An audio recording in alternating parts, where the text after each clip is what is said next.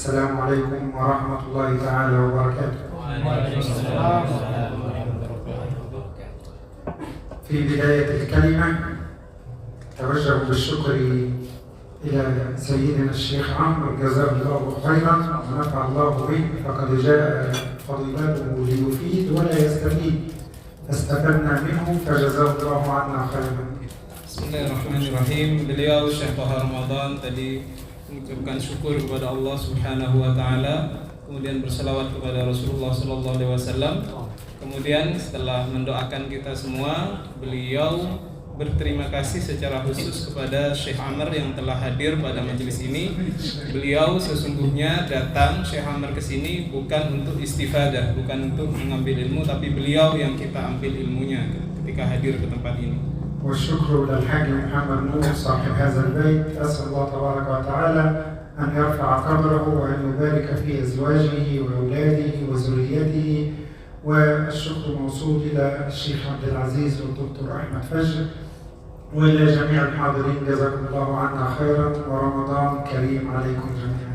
Kemudian terima kasih yang kedua beliau sampaikan kepada Sahibul Bait Haji Muhammad Nur, dan juga semoga diberkahi beliau, keluarganya, anak-anaknya, dan juga terima kasih kepada Syekh Abdul Aziz dan juga kepada hadirin yang telah hadir pada kesempatan kali ini.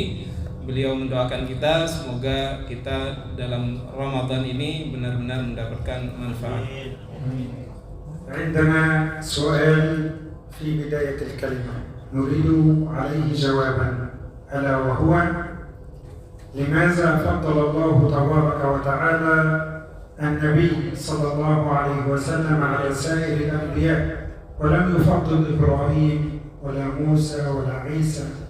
لماذا اختار الله نبينا صلى الله عليه وسلم على سائر الخلق؟ Pada kesempatan ini saya ingin bertanya dan saya ingin jawaban dari hadirin sekalian.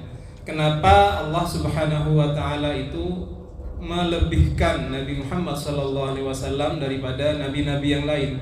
Kenapa kemudian Allah tidak kemudian memberikan fadilah atau kelebihan itu kepada Ibrahim atau kepada nabi yang lain? Kenapa hanya Nabi Muhammad SAW yang mendapatkan fadilah dari Allah Subhanahu wa taala? ولماذا فضل الله جبريل عليه السلام على سائر الملائكة؟ Kenapa kemudian juga Allah memberikan fadilah keutamaan kepada Jibril daripada kepada malaikat-malaikat yang lain? لماذا فضل الله هذه الأمة على سائر الأمم؟ Kenapa kemudian Allah Subhanahu wa taala memberikan kelebihan keutamaan kepada umat Nabi Muhammad ini daripada umat-umat yang lain? Kenapa? عدة الشهور عند الله 12 شهرا، لماذا فضل الله شهر رمضان على سائر الشهور؟ Allah Subhanahu wa taala iddatus syuhur, bilangan bulan itu ada 12 bulan, tetapi yang diutamakan oleh Allah Subhanahu wa taala hanya satu bulan, yaitu bulan Ramadan ini. عندنا كثير من الليالي، لماذا فضل الله ليلة القدر؟ Kita mempunyai banyak sekali malam-malam, tetapi Allah hanya memberikan fadilah malam itu kepada malam Lailatul Qadar. Kenapa? أظن الإجابة قد وضحت. Saya kira jawaban dari pertanyaan-pertanyaan tadi sudah sangat-sangat jelas. لماذا كل هذا التفضيل لهؤلاء؟ Kenapa kemudian yang saya sebutkan tadi mendapatkan keutamaan-keutamaan dari Allah Subhanahu wa هل taala? يعلم أحد؟ Adakah yang bisa menjawab? Mau dijawab. Yang benar jawabannya boleh pulang duluan nanti. الجواب هنا بفضل القرآن الكريم. Maka jawabannya adalah hal itu semua karena fadilah daripada Al-Qur'anul Karim. الذي حمل القرآن من رب العزة إلى نبينا هو سيدنا جبريل، ولذلك فضله الله على سائر الملائكة. Yang membawa Al-Quran dari Allah turun kepada Nabi Muhammad adalah Malaikat Jibril. Oleh sebab itu, Malaikat Jibril diberikan keutamaan oleh Allah daripada malaikat-malaikat yang lain. معجزة النبي صلى الله عليه وسلم القرآن، ولذلك فضل النبي على سائر الأنبياء. Mukjizatnya Nabi Muhammad adalah Al-Quran. Sebab itu, mukjizat Al-Quran itu menjadikan Nabi lebih afdal daripada nabi-nabi yang lain. نعلم أن لله بيتا في الأرض ketahuilah bahwasanya Allah Subhanahu wa taala mempunyai rumah di bumi ini. وبيوت الله في الأرض المساجد. Dan rumah-rumah Allah di bumi ini adalah masjid-masjidnya. ولذلك يقول وأن المساجد لله فلا تدعوا مع الله أحدا. Maka Allah Subhanahu wa taala berfirman, sesungguhnya masjid-masjid itu adalah kepunyaan Allah, maka janganlah kamu berdoa kepada selain Allah. ولما كان لله بيوت في الأرض كان لله أهل في الأرض. Sebagaimana Allah Subhanahu wa taala mempunyai rumah di bumi ini, Allah Subhanahu wa taala juga mempunyai keluarga di bumi ini. فأهل الله في الأرض الذين يحبهم الله الذين اصطفاهم الله على سائر الخلق الذين قربهم إليه وشرفهم وعظمهم هم أهل القرآن الكريم. Maka keluarga Allah Subhanahu wa taala yang ada di bumi, yang kemudian dicintai oleh Allah Subhanahu wa taala, diberikan kemuliaan oleh Allah Subhanahu wa taala adalah ahli Quran. ولذلك يقول النبي صلى الله عليه وسلم إن لله أهلين من الناس. Maka Nabi Muhammad sallallahu alaihi wasallam berfirman, sesungguhnya Allah Subhanahu wa taala mempunyai keluarga-keluarga dari golongan manusia. قالوا من هم يا رسول الله؟ Sahabat bertanya, siapa mereka ya Rasulullah? قال هم أهل القرآن هم أهل الله وخاصته. Nabi Muhammad bersabda, mereka adalah ahlul Quran dan dia adalah orang-orang khususnya Allah. ختم فضيلة الشيخ عمرو كلامه بقوله إذا لم تستطع أن تقرأ فعليك أن تسمع. وهنا سأقول كلمة لعلها تكون الأخيرة إن شاء الله. Tadi Syekh Amr menutup kalimatnya dengan perkataan, kalau engkau tidak sanggup untuk membaca Al-Quran, maka berusahalah untuk mendengarkan Al-Quran. Maka di sini saya akan menambah hal ini, dan ini insyaallah menjadi akhir dari perkataan saya. ألا وهي احذر أن يشكوك رسول الله إلى ربه. Hati-hatilah kalian agar Rasulullah tidak mengadukan kalian kepada Tuhannya. فلو أنني ضربت الشيخ عمرو سيشكوني إلى سفير مصر هنا. Andaikan, kata Syekh Toha bergurau tadi, saya mukul Syekh Amr ini, Syekh Amr pasti nanti ngadu kepada duta besar Mesir yang ada di Indonesia. ولكن هذه الشكوى شكوى بسيطة خفيفة لا ضرر فيها إن شاء الله. Tetapi laporan-laporan seperti ini adalah laporan-laporan yang sederhana, yang tidak kemudian penting. الشكوى الأصعب أن يشكوك النبي إلى ربه. Maka syakwa atau laporan yang paling susah adalah ketika Anda dilaporkan kepada Allah oleh Nabi Muhammad. متى يشكوك النبي إلى ربه؟ Kapan kemudian Nabi Muhammad melaporkan Anda kepada Tuhan? إذا تركت القرآن. Apabila Anda meninggalkan Al-Quran. وقال الرسول يا ربي إن قوم اتخذوا هذا القرآن محجورا. Maka Nabi Muhammad SAW bersabda, ya Tuhanku, sesungguhnya umatku telah menjadikan Al-Quran ini diboikot, ditinggalkan. وهجر القرآن عندنا على عدة مراحل. المرحلة الأولى هجر القراءة. Maka orang yang memboikot Al-Quran itu di sini ada beberapa tahapan. Yang pertama adalah dia enggan untuk membaca Al-Quran. فعليك أن تقرأ القرآن كل يوم. Maka hendaknya Anda membaca Al-Quran setiap hari. لأن هذا أمر الله لنبيه، فقد أمر الله نبيه في القرآن بالقراءة، فقال اتل ما أوحي إليك من الكتاب وأقم الصلاة إن الصلاة تنهى عن الفحشاء والمنكر ولذكر الله أكبر. Maka perintah membaca Al-Quran ini adalah perintah Allah langsung kepada nabinya dalam Al-Quran. Wahai Nabi Muhammad, bacalah daripada Al-Quran itu. تعلمون أن سيدنا الإمام الشافعي رحمه الله تعالى كان يقرأ القرآن في شهر رمضان كم مرة؟ Tahukah kalian, Imam madhab kita, Imam Syafi'i, berapa kali beliau membaca Al-Quran di bulan Ramadan? كم مرة يختم فيها الإمام الشافعي القرآن؟ Berapa kali Imam Syafi'i dalam Ramadan menghatamkan Al-Quran? نتكلم. Silakan kalau Anda tahu jawabannya. Berapa kali? كم مرة؟ Berapa kali? هل من مجيب؟ Ada yang mau jawab berapa kali Imam Syafi'i menghatamkan Quran di bulan Ramadan? كان يختم القرآن في شهر رمضان 60 مرة. Imam Syafi'i menghatamkan Al-Quran di bulan Ramadan 60 kali. جزئين في اليوم. Beliau ختمتين في اليوم. satu hari itu beliau menghatamkan Al-Quran 2 kali. حتى أن الإمام الشنقيطي رحمه الله تعالى كان يقول أبدأ في الختمة بعد صلاة العشاء وينتهي منها قبل السحور. Beliau dikomentari oleh Imam Syankiti, beliau membaca Al-Quran setelah Isya, kemudian khatamnya kapan? Sebelum sahur. هنا إنسان يقول أنا لا أستطيع أن أقرأ القرآن. Di sini mungkin ada yang berkata, saya nggak bisa baca Al-Quran. فماذا يفعل؟ Apa yang harus saya lakukan? عليه أن يستمع للقرآن الكريم. Maka yang bisa Anda lakukan adalah Anda mendengarkan Al-Quran. سيدنا النبي صلى الله عليه وسلم مع أنه كان يستمع إلى القرآن من سيدنا جبريل إلا أنه أمسك بعبد الله بن مسعود وقال له يا عبد الله اقرأ علي القرآن. Sebagaimana Nabi Muhammad SAW mendengarkan bacaan Al-Quran dari Sayyidina Jibril, beliau juga kemudian menyuruh Abdullah bin Mas'ud untuk membacakan kepadanya Al-Quran. فقال يا رسول الله أقرأ عليك القرآن وعليك القرآن نزل. Ibnu Mas'ud berkata, ya Rasulullah, apakah aku yang akan membacakan Al-Quran kepadamu, padahal Al-Quran turun kepada Anda?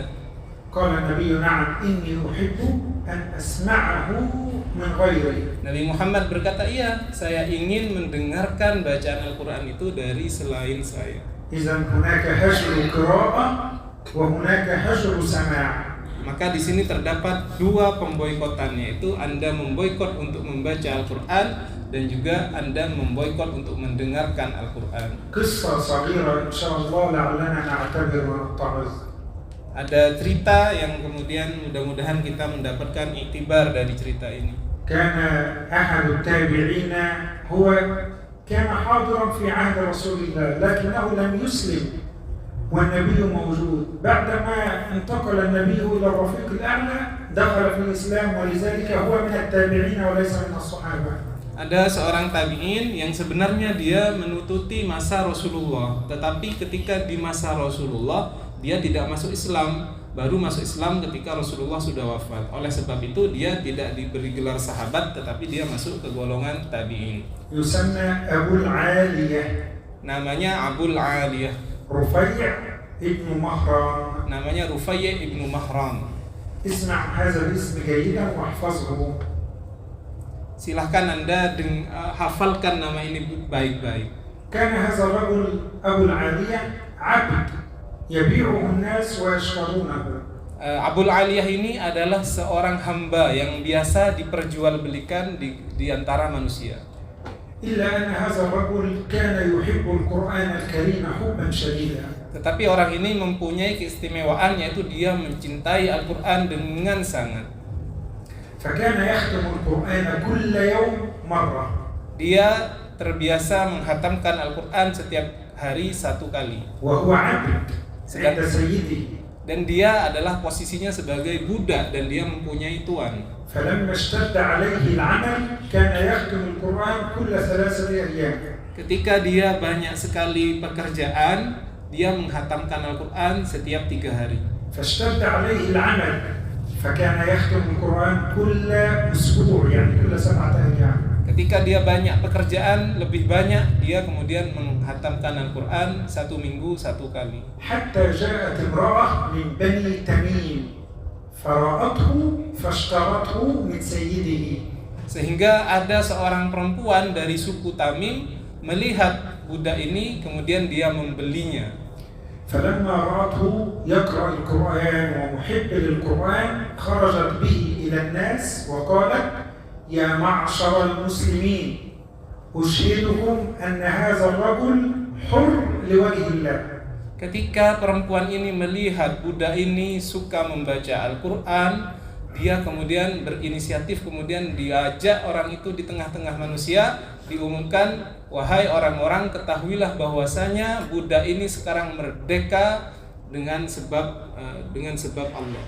فكان يقرأ القرآن كل يوم حتى قال الناس عنه لم يكن أحد أعلم بالقرآن بعد الصحابة من أبي العالية. Dari seringnya dia membaca Al-Quran, setiap hari khatam 1 juz, sampai dikatakan bahwasanya tidak ada orang yang lebih paham Al-Quran dari golongan sahabat kecuali Abul Aliyah ini. أبو العالية هذا دخل على سيدنا عبد الله بن العباس بن عم النبي صلى الله عليه وسلم وكان واليا على البصرة. Beliau Abul Aliyah ini pernah suatu kali mengunjungi Abdullah bin Abbas yang pada waktu itu sedang menjadi wali daripada kota Basrah. فقام عبد الله بن العباس وكان في حضرة كبار قريش فقام وأجلسه بجواره على سريره. Kemudian ketika Abul Aliyah ini datang kepada Abdullah bin Abbas, beliau kemudian mendudukannya di sebelah kanannya dan didudukkan di atas daripada sarirnya. فأخذ الناس يتحدثون ويتغامزون ويقولون ما لابن عباس يجلس العبد بجواره. Melihat tindakan Ibnu Abbas seperti itu, orang-orang bertanya-tanya, kenapa Ibnu Abbas sampai mendudukkan seorang hamba di sampingnya? فقال عبد الله بن العباس والله إن الله تبارك وتعالى يرفع العبادة بالقرآن ما لم يرفعه بشيء آخر. Ketahuilah, kata Ibnu Abbas, sesungguhnya Allah Subhanahu wa taala mengangkat derajat seorang hamba itu dengan Al-Qur'an dan tidak dengan hal lainnya. أراد أبو العالية يوما أن يجاهد في سبيل الله. Suatu hari Abul Aliyah ingin berjuang fi sabilillah. فوجد مرضا في قدمه. Tetapi dia mendapati kakinya sedang sakit. فقال له الطبيب لقد أصابتك الآكلة مرض يأكل العظم واللحم.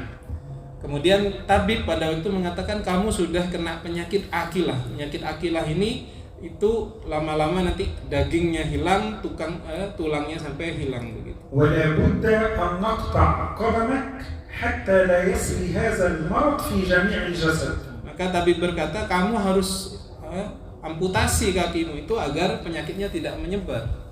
فامتنع وقال له لا فلما اشتد عليه الأمر وافق. Kemudian dia awalnya nggak mau, tetapi ketika melihat kondisinya semakin parah, dia mau untuk diamputasi. فجاء الطبيب بالمنشار الذي يقطع به القدم. Kemudian tabib membawa alat kemudian yang bisa memotong daripada kakinya. وقال نسقيك شيئا يخدر جسدك حتى نستطيع أن نقطع القدم. Kemudian tabib berkata, saya akan beri kamu minuman yang pada waktu itu fungsinya hampir sama di zaman kita ini dengan bius, sehingga kakimu bisa dipotong. فقال لهم لا أريد شيئا من ذلك ولكن ائتوا لي بأحد يقرأ القرآن وأنا أستمع إليه. Enggak, kata Abul Aliyah, saya enggak mau minum seperti itu. Tapi saya tolong hadirkan satu orang yang membaca Al-Quran dan saya akan mendengarkannya. فإذا ما قرأ القرآن انظروا إلي فإذا ما احمر وجهي ونظرت عيني إلى السماء ووقفت فاقطعوا قدمي. Maka ketika orang itu sudah membaca Al-Quran, perhatikan wajah saya. Kalau wajah saya sudah agak kemerah-merahan gitu, dan mata saya menghadap ke langit, cepetan potong kaki saya.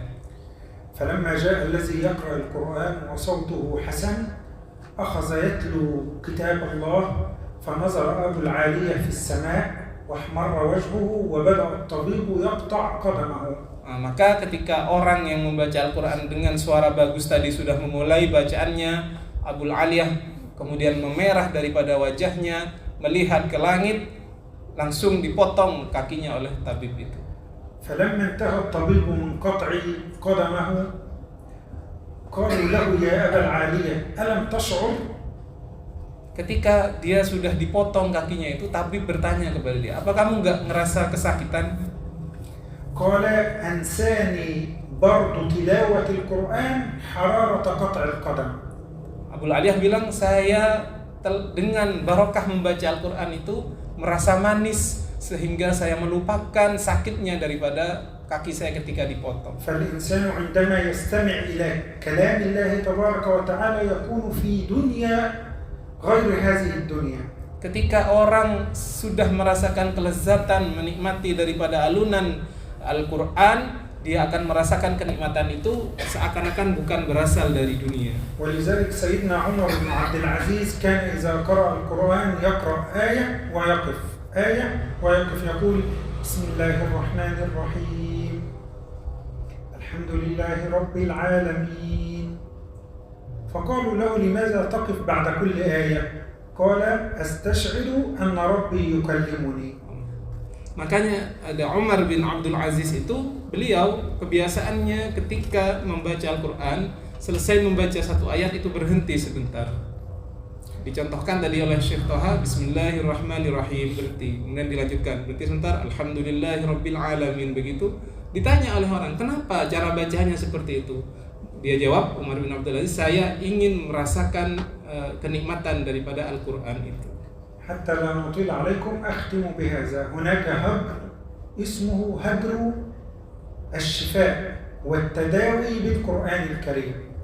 Terakhir saya akan menceritakan ini bahwasanya ada sesuatu yang kemudian disebutkan kita bisa menjadikan Al-Quran itu sebagai obat bagi tubuh kita. كان النبي صلى الله عليه وسلم إذا أصابه مرض في جسده جمع كفيه وقرأ سورة الإخلاص والمعوذتين ثم نفث فيهما، يعني يخرج هواء بسيط من فمه ثم يمرر يديه على موضع الألم. Nabi Muhammad SAW ketika merasa ada bagian tubuh beliau yang sakit, apa yang beliau lakukan? Beliau meletakkan tangannya seperti ini, kemudian membaca Qul huwallahu ahad dan muawwidzatain, yaitu Qul a'udzu bil falaq dan Qul a'udzu bin nas. Setelah membaca itu, beliau meniupkan hawa atau udara ke tangannya, kemudian dari udara tersebut beliau tempelkan ke bagian tubuh yang merasa sakit itu. إذا من أصابه مرض ولم يتداوى بالقرآن فهو الخاسر. Makanya kalau ada orang yang sakit kemudian tidak mengambil obat dari Al-Quran, maka dia orang yang sungguh telah merugi. ولذلك لما مرض رسول الله صلى الله عليه وسلم مرضه الذي توفي فيه كانت السيدة عائشة تجمع كفي رسول الله وتقرأ الإخلاص والمعوذتين وتمرر يد رسول الله على جسده فلا توجد يد أفضل من يد رسول الله صلى الله عليه وسلم. Makanya kita mendapati Sayyidah Aisyah ketika mendapati Rasulullah itu sakit, di mana sakit itu yang kemudian Rasulullah wafat, beliau mengumpulkan daripada tangan Rasulullah seperti ini dan membacakan Qul huwallahu ahad dan muawwidzatain. Setelah selesai dibaca, kemudian dari tangan Rasulullah itu beliau sentuhkan ke bagian tubuh daripada Rasulullah.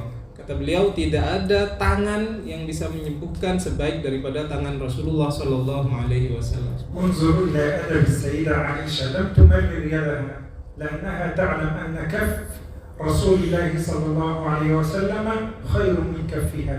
Kita lihat bagaimana adab dari Sayyidah Aisyah, tidak langsung menggunakan tangannya sendiri tetapi menggunakan tangannya Rasulullah, karena beliau tahu tangannya Rasulullah lebih baik daripada tangannya. أشكركم جميعا على حسن الاستماع وأسأل المولى عز وجل أن يبارك فيكم جميعا. اللهم اجعلنا من أهل القرآن، اللهم اجعل القرآن العظيم ربيع قلوبنا ونور صدورنا وجلاء همومنا وغمومنا. اللهم ذكرنا منه ما نسينا وعلمنا منه ما جهلنا وارزقنا تلاوته آناء الليل وأطراف النهار يا رب العالمين على الوجه الذي يرضيك عنا. اللهم شفع فينا الصيام والقرآن، اللهم شفع فينا الصيام والقرآن. سبحان ربك رب العزة عما يصفون وسلام على المرسلين والحمد لله رب العالمين والسلام عليكم ورحمة الله تعالى وبركاته.